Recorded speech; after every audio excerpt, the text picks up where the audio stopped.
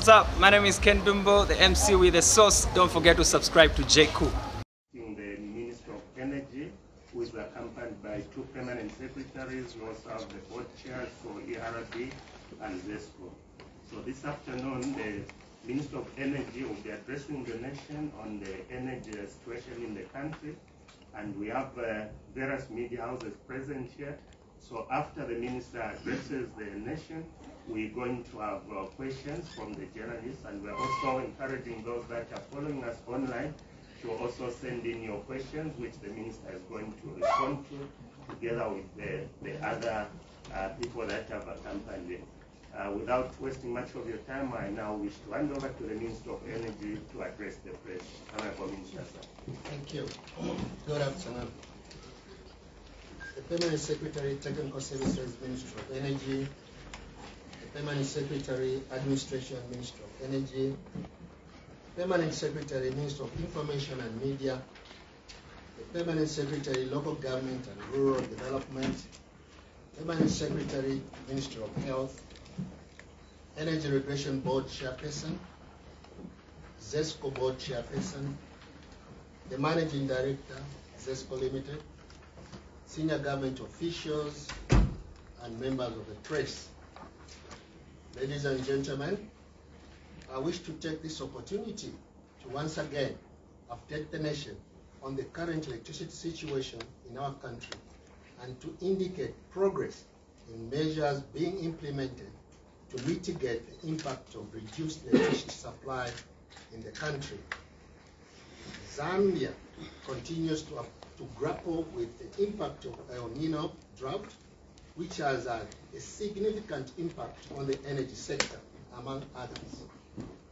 The country heavily relies on hydroelectric power, which accounts for 85% of installed generation capacity. And the drought has greatly reduced water levels in reservoir dams, leading to severe decrease in electricity generation. As a result of the poor hydrology, current available average generation, as dictated by water availability in the reservoirs, is about 900 megawatts against the average demand of 2,400 megawatts, resulting in a power deficit of 750 megawatts as at May 2024. Ladies and gentlemen, emanating from the low water levels, a planned load shedding and load management was necessitated to avoid a complete shutdown of the power stations. Needless to indicate that implementation of 8 hours load shedding was effected on 11th March 2024. Further, after a critical review of the load management measures and low water levels in our major reservoirs, a decision was made to extend the daily hours of load shedding from 8 hours to 12 hours, staggered in periods of 6 hours each day to ensure that power supply is available until the end of this year. The extension of 12 hours load shedding took effect on Monday, 20th May 2024. This period has proved to be very challenging to the utility, ZESCO Limited, as we have seen the utility losing revenue amounting to an estimated average of $300 million from standing contracts and market trading of electricity exports. At household level, we have seen a disruption in our daily livelihoods, and somewhat this has become a very emotive issue. My office has received numerous complaints from industry and commercial farmers on the rescheduling and timings of the load management. My ministry and ZESCO management is critically looking at this situation and how we can have a win-win solution which does not compromise the integrity of the system. Strategic institutions such as hospitals, clinics, and water utilities are not being affected by the load shedding, This is to ensure continued service delivery. In cases where there are power outages of these institutions, the utility has communicated to them in advance before carrying out maintenance works. Ladies and gentlemen, in recognition of this, the government has noted the need for a lasting solution that fosters the provision of affordable and sustainable energy services. In this regard, the following measures have been formulated. 1. Short-term measures. Power imports, firm and non-firm power. Currently, power import stands at 188 megawatts. In addition, ZESCO Limited has also clawed back power from export contracts to a total of 160 megawatts. Restarting of 105 megawatt Dollar Energy power plant. Currently, the ministry, ZESCO and Dollar Energy Company Limited is undertaking negotiations with a view to restarting the power plant by July 2024, which is next month. Development of a 100 megawatt solar PV power plant in Chisamba. The government, through ZESCO, is developing a project which is scheduled to be completed in December 2024, which is this year. Erecting 120 megawatts of diesel generators in Ndola and in Pika. Government, through the Energy Regulation Board, has streamlined the licensing processes in order to apply light-handed regulations on entities that would want to set up generation plants. Cabinet this week approved the open access and net metering regulations. These regulations will enable industry and households to supply electricity to the national grid and earn an income by selling the power. Tariffs and power purchase agreements. ZESCO has been directed to speed up and onboard all independent power producers with a lucrative tariff during this crisis period. I'll now move to medium and long-term projects. Renewable energy expansion. 120 megawatt solar PV portfolio. The implementation of a 120 megawatt portfolio of PV power projects under the Global Energy Transfer Fee Tariff, commonly known as GetFit program. Mamba Collieries Phase 2. Plans are underway to develop an additional 300 megawatt coal power plant. We anticipate that financial closure will be reached by 30th June 2024 and construction will begin this year. Wapula hydropower project. Plans are already underway to progress the development of the 271 megawatt Wapula hydropower project on the Wapula River. I'll come to strategic programs and long-term projects. The government completed the development of the first integrated resource plan, commonly known as RFP, in 2023, which is aimed at providing sustainable solutions to Zambia's challenges in the electricity subsector. The IRP outlines a strategy for addressing these challenges through the implementation of sustainable solutions. The IRP program projects a need for additional generation capacity of 6,500 megawatts by year 2026, requiring an estimated investment of approximately $5 billion. To meet long-term demand, the IRP forecast a total of 23,000 megawatts by the year 2050, with a corresponding investment requirement of nearly $31 billion. In conclusion, government through the Ministry of Energy remains committed to closely monitor the situation and actively seeking additional intervention to address the projected deficit. I further wish to encourage consumers to consider transitioning to alternative energy sources such as gas stoves, solar, water heaters, and the adoption of efficient energy equipment such as energy efficient bulbs to reduce on power consumption. We shall continue to manage the deficit through engagement of all stakeholders while ensuring that economic activities in the country have minimal interruptions through effective demand-side management measures and shifting the load away from peak demand periods. I thank you so much. Thank you very much, Honorable Minister. So with that statement, I now invite members of the press to ask questions. Is there anyone with a question? If you have a question, please come up front here. Any other person with a question, come near the mic. So you mentioned the media house you are representing, and please go ahead and ask the question. Good afternoon. My name is Cheshwan from Phoenix.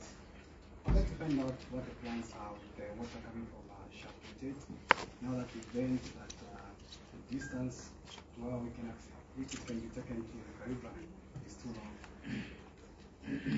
Thank you. We were anticipating that question anyway. MD ZESCO, can you answer that? I'm Ruth from ZESCO. We just want to get clarification on the ZESCO MD. Looking at now that all the measures have been put in place with regard to inputs of power and everything, do we see the load shedding hours reducing, or are we still 12 hours? And how are you staggering them? Because sometimes places do not have the 6 hours power. It's maybe 3 hours, sometimes you don't have power at all. Thank you. Good afternoon. My name is Ravi Lagarimina from CBC TV. I just want to find out if as a country we are still exporting power to neighboring countries. And if we are, what is the megawatts that we're exporting to those countries outside? And what are some of the justifications as to why we can be exporting power outside the country at the expense of the citizens? Thank you. Thank you very much for those questions. I'm going to allow the Minister and the MD for ZESCO to respond to the questions. Other questions. Thank you so much. I think MD ZESCO is able to. Yes.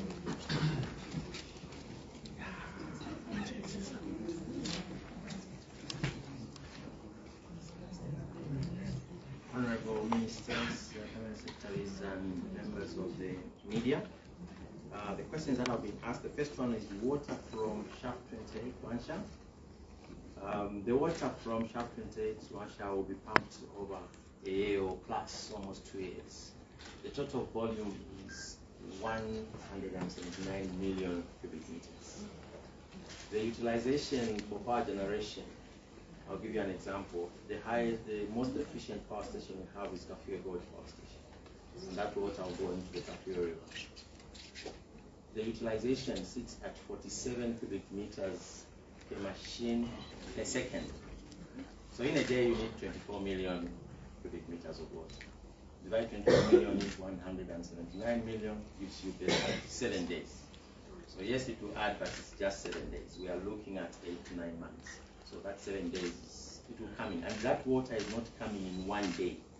It's coming over a long period of time. So really the impact, the immediate impact will not be felt in power generation. The second question I got was to do with the exports, or rather with the imports. Now that we are importing power, how does that sit? Basically what we do is we calculate the entire import portfolio of power, the entire generation portfolio of power. We add that together, then we look at the demand and we do the differentiation. That's what gives you the deficit. The number that you got with the minister indicated, 750 megawatts, was actually at the initial stage. Now I think it's escalating to almost 900 megawatts of deficit. That includes the imports. That includes what we generate. So that number actually is already calculated and embedded in the power balance. Third and last question that I got was to do with exports. The minister did allude to the fact that we have taken back close to 160 megawatts of power which we're exporting. We've increased that now, members of the press and honorable minister, to almost 200, it's about 195 that we have actually taken back. And the little which is going out as export is basically lifeline power. And as you know, even in your own home, if you are having a 25 kg bag of milling and your neighbor is starving, most of you will normally give them a plate. And when they have completely nothing, that's what you will do. Because if you don't give them, they will come for your milling one way or another. So what we do is we do import power, we do export some power, lifeline power, and actually our livelihood also sits mostly on imports. Now imagine that those that we are importing from today stop giving us the power. We'll actually crash this economy. So the interdependence of the countries around cannot be ignored. We live with neighbors, we have to live as neighbors. I thank you. Thank you very much. Do we have any other question? Any other question? So it appears, okay, come here. Okay, let's ask questions. Introduce yourself. Good afternoon, Honorable Minister. My name is Matthew from Kotefe. Mine is just to, you did indicate to say ZESCO has lost about 300 million United States dollars. So I just want to find out what this means for ZESCO.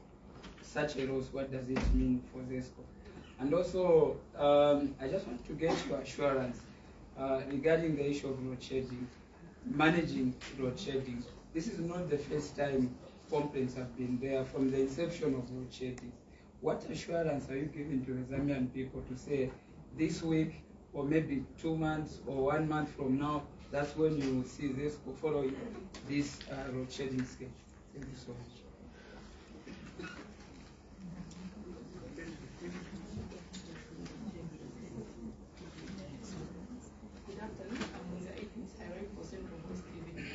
Mine is just a right on expression.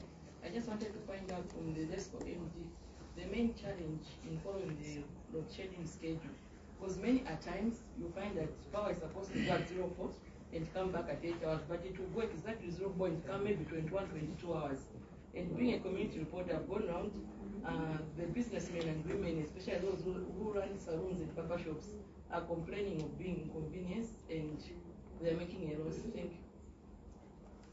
Thank you so much. Let me once again call upon the ZESCO MD to come and respond to the question. Sorry, before the ZESCO MD comes, there is an online question that has come through. You can read it for everybody to benefit. Okay, so the question is: the minister aware that we are being load shedded 12 hours continuously, not the 6 hours?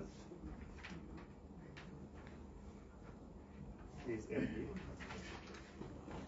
Thank you very much. I think from what I've heard, the loss of $300 million, that is a huge loss. If I may just give you the perspective of it, $300 million loss was the calculation we did when we were still doing the hours. What it means is that, for example, if you purchase power monthly of 500 kwacha, and now you are just using maybe 200 kwacha, it means the 300 kwacha will not actually come to ZESCO for that month. It means it will be pushed to next month.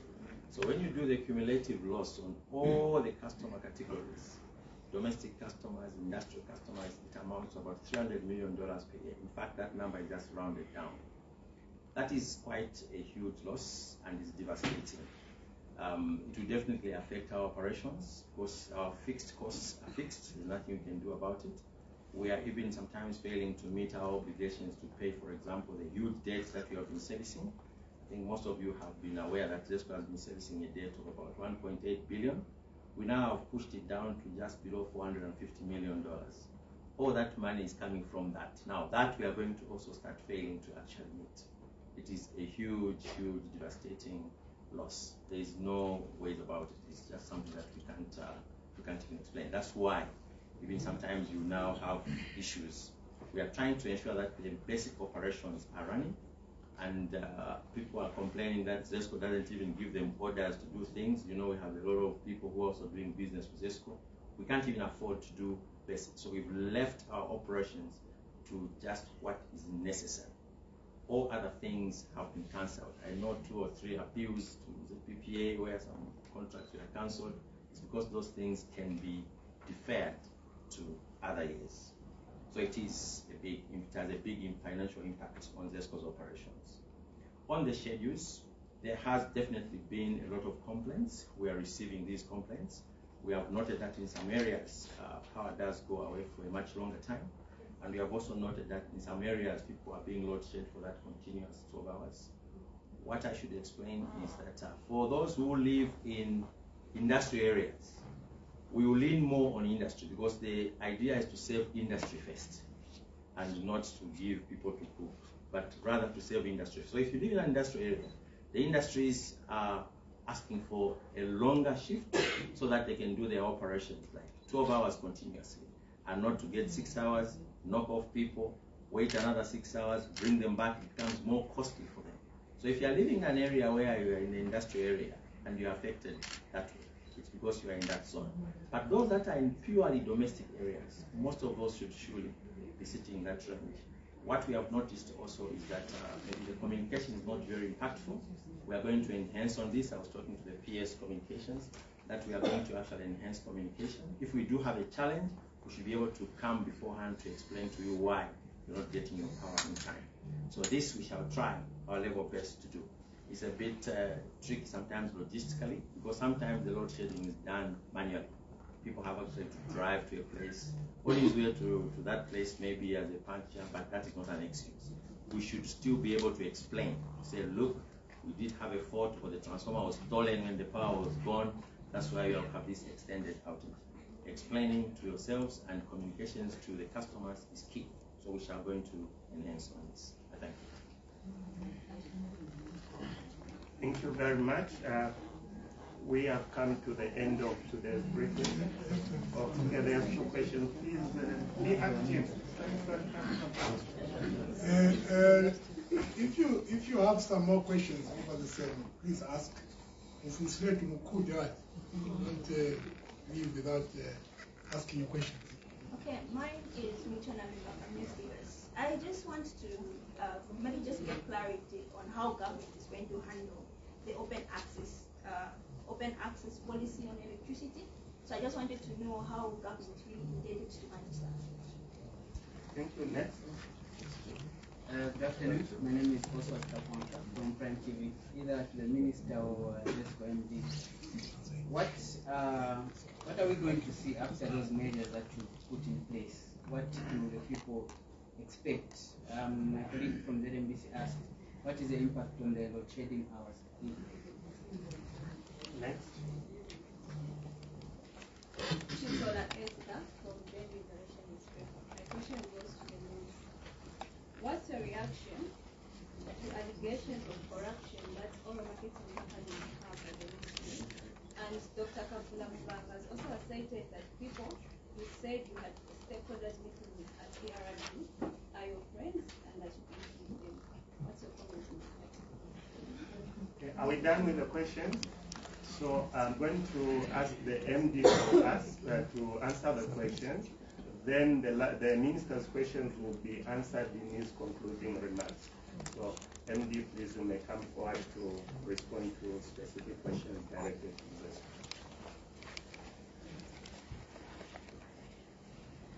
I think I'll start with the imports. I think I did explain that the imports, the clawing back of power, the enhancement of load shedding is one equation.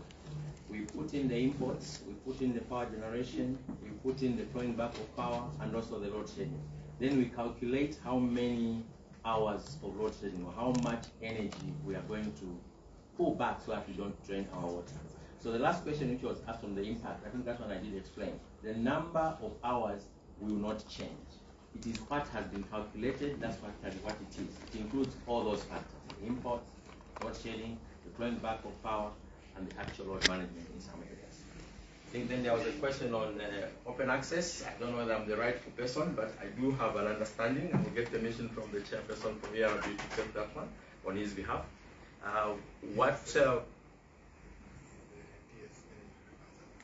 For open access? Okay. Thank you, PS. Thank you very much, PS.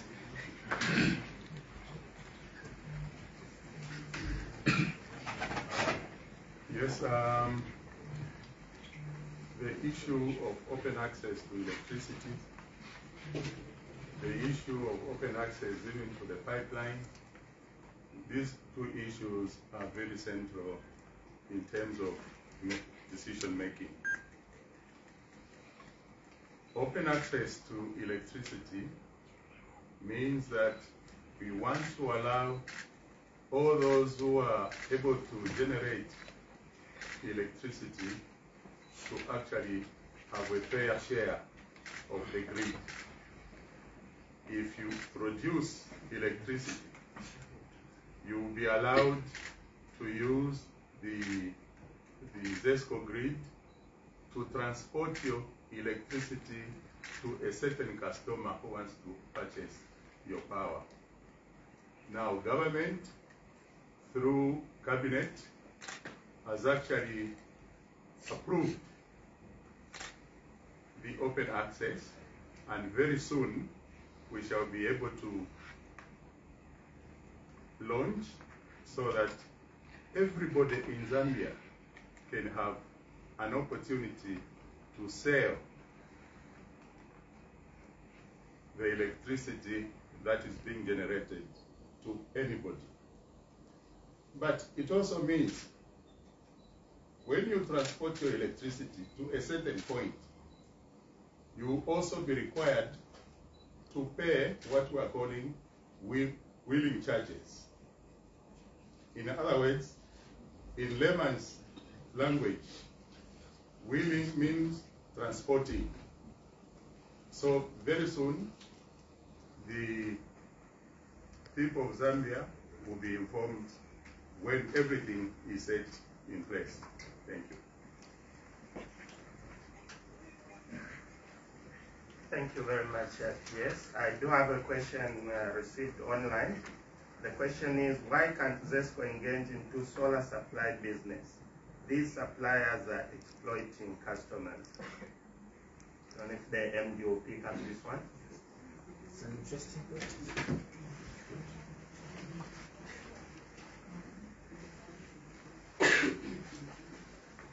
Thank you very much. ZESCO has actually already started on that journey of engaging customers or indeed other people to invest in solar.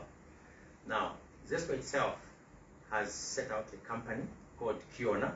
Very soon we shall launch it as well, which would handle all solar businesses, be them to do with your net metering issues or to do your power production and transferring elsewhere.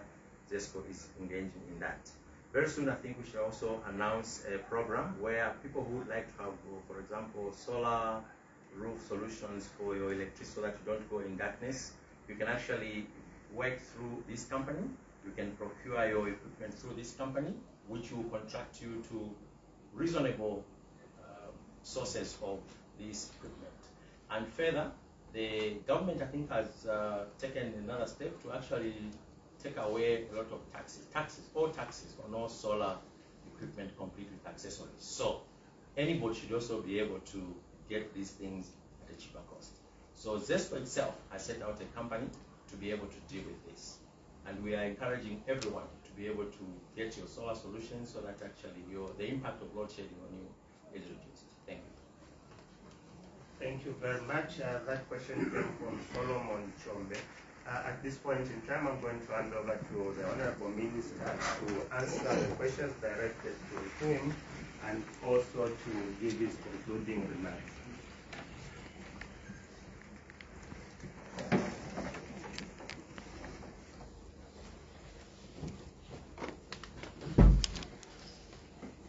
Honorable Minister, the floor is yours. Thank you so much. I've heard from what's the newspaper called? Daily Liberation. Okay, that is an opinion of the government. However, in order to address this issue once and for all, we are inviting the press again to come to our office on Friday to address all issues connected to the allocation, what we call nomination of companies that are to supply diesel through the pipeline. Let me make it very clear. Government has disengaged from procuring petroleum products. So there's this misconception that the ministry is giving contracts to supply the country. There are two systems of supplying diesel, for it, in particular. Some of the diesel, which is about 20 to 25%, is coming by road. There's no noise coming out of it. The bulk of the diesel is coming through the pipeline. That is why we nominate you, an individual company, to come and say, okay, can you meet this price? Okay, we are asking companies, the companies that we are giving now nominations are quoted below the ERB price because we want to bring the price down. That is why when you compare in the region, you find that Zambia diesel is the cheapest. In all other countries, you see that diesel is usually more expensive than in Zambia, but we are utilizing the pipeline. I repeat, government has disengaged from procuring of petrol and diesel, kerosene, Jet A1. This is a private-led entity. So the argument will come on the use of the pipeline, where government is making money.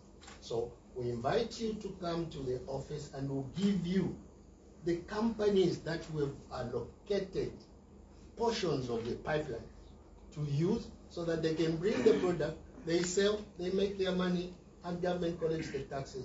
That's why it is. So Friday, yes, what time? Friday, 14 hours. Friday, 14 hours, you come to the ministry so that we can even give you the names of the companies that we've given. Some have delivered, some have failed to deliver. So you find that the ones that have failed to deliver are the ones you have gone to maybe Dr. Gafra to complain that we are not being fair. So come, we give you the names, you go and verify in those companies. Those who have failed, what was the reason for them failing? Because we normally give 1 month.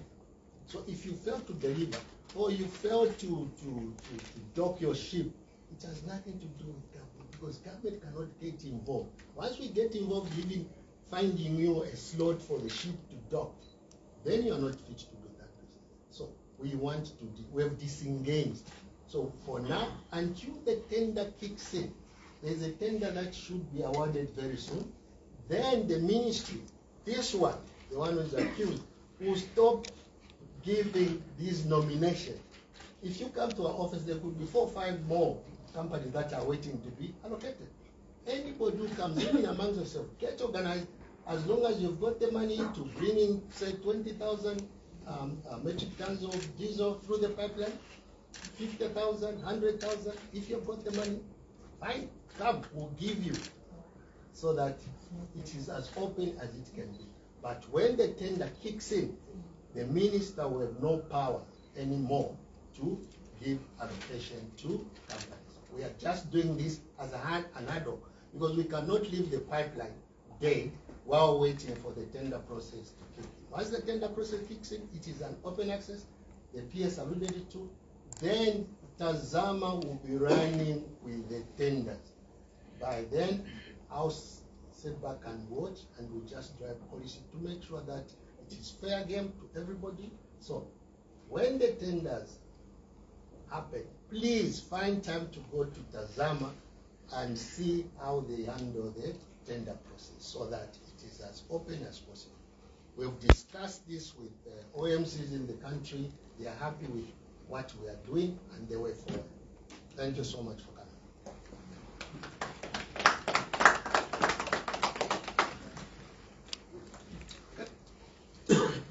Thank you very much, colleagues. Those who want to schedule interviews, you can see Mr. Mbenda, so that you have follow-ups on what has been discussed here if you want to get more information.